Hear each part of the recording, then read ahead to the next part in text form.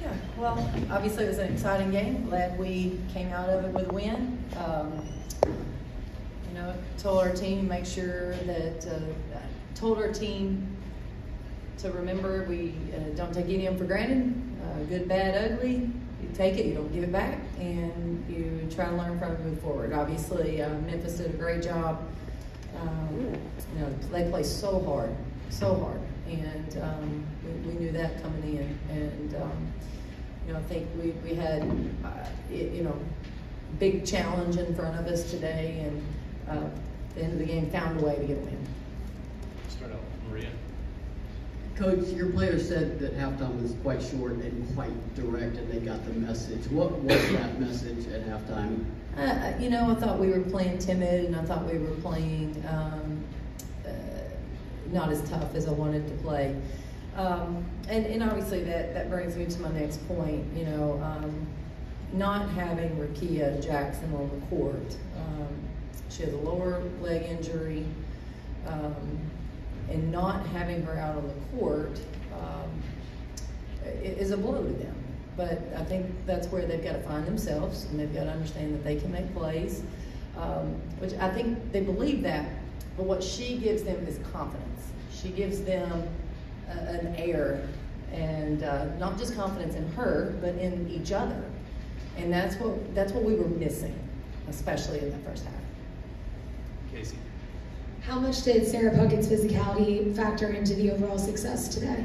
I think Sarah was a warrior, and she played a lot. She did some good things on both ends of the court, and needed to be a go-to player for us. And obviously she stepped up and did that. I'm really proud of her. We'll go next to Cora, followed by Matt and Jack.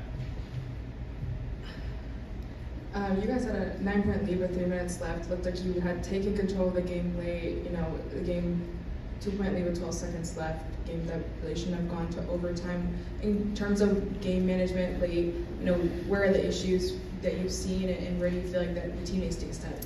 Yeah, we could go through. I know that play by play, it's just the mistakes that we made. So we've got to go back through those. I'm not going to call every one of them out right now, but we've got several mistakes that we'll just have to go back through and watch. And just the savvy that you have to have down the stretch wasn't always there. Now, we obviously, at times it was, and so that's good, but it wasn't consistently there, and that's where our growth can be. Matt, Jack, and the middle line.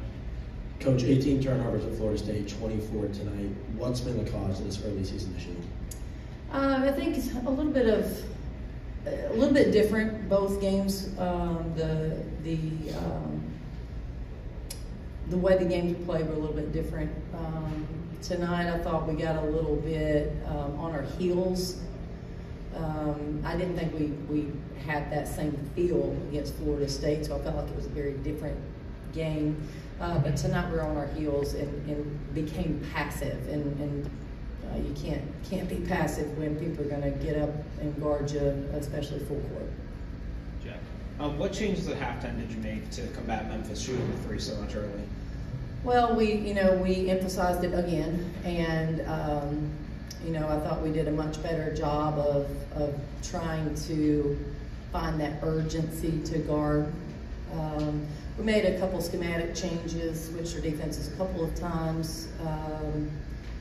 Even in our man, made some tweaks out there. Several times our ball screen defense and our help defense. But I thought for the most part our players did a nice job with the changes that we made.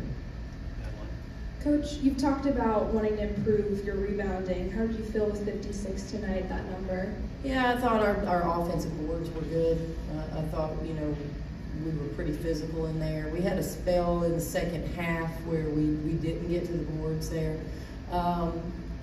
For us, we gave up too many offensive boards, but I do think that's one of Memphis's strengths. They do a great job of just bringing the house and using their athleticism and their mobility to track down basketballs. So I thought there in the second half we let too many get away on the defensive end.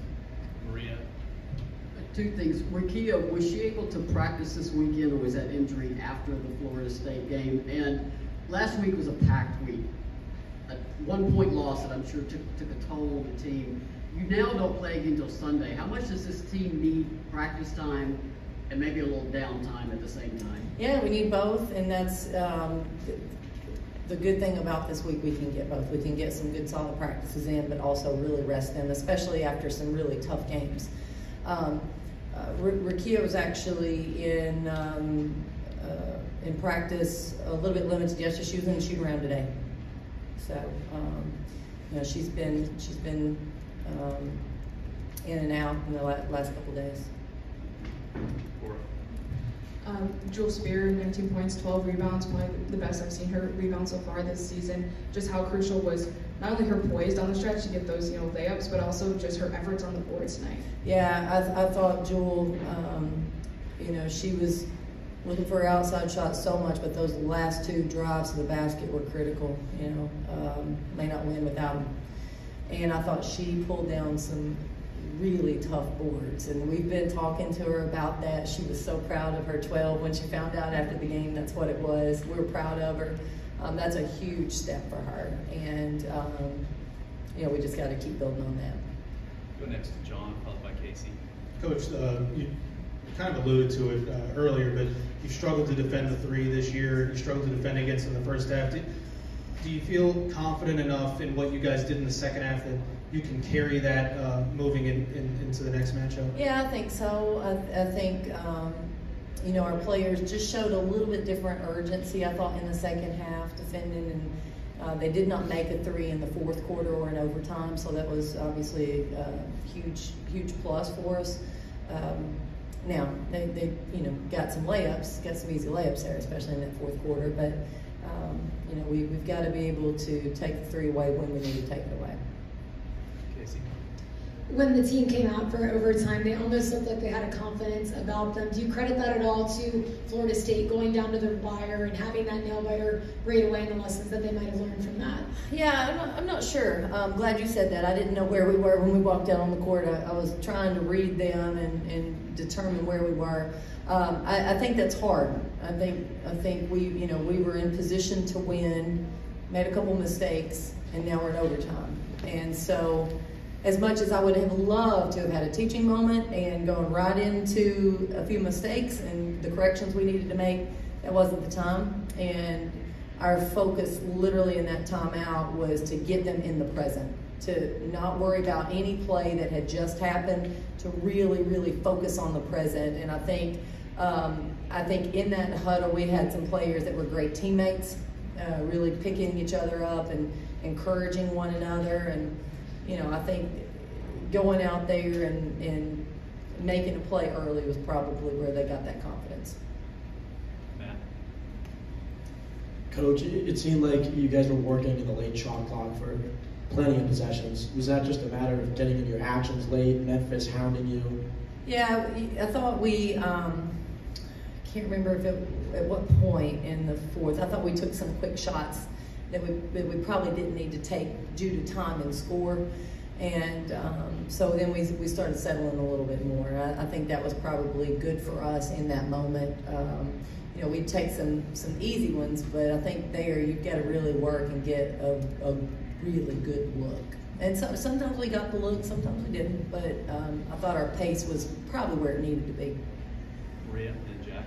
Coach, you got the defensive performance you needed from Jasmine Powell and the offensive performance you needed from Jillian Hollingshed. How much do you need both of them to lock in like that going forward? Well, I thought Jillian really came alive there in the second half. You know, we've got to have a presence down low. We didn't have that at all in the first half. I mean, we were shooting perimeter shots, and that's great, but we've got to have things to the basket. We've got to have paint touches off the dribble or off the pass, and Jillian gave us some of that in the second half. We need her to be a go-to player. And I think the great thing is she can be that. She can be that. And then Jasmine, the thing that we've been talking to her about was being that defensive player for us, that, and I think she took some pride in it.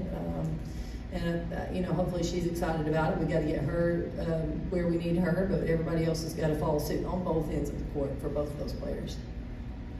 Memphis ran that full court press pretty often. What do you think Memphis did well with it, and how do you think your team did adjusting to it as the game went on? Yeah, I think When we did not handle the press, like I mentioned before, it was when we were passive.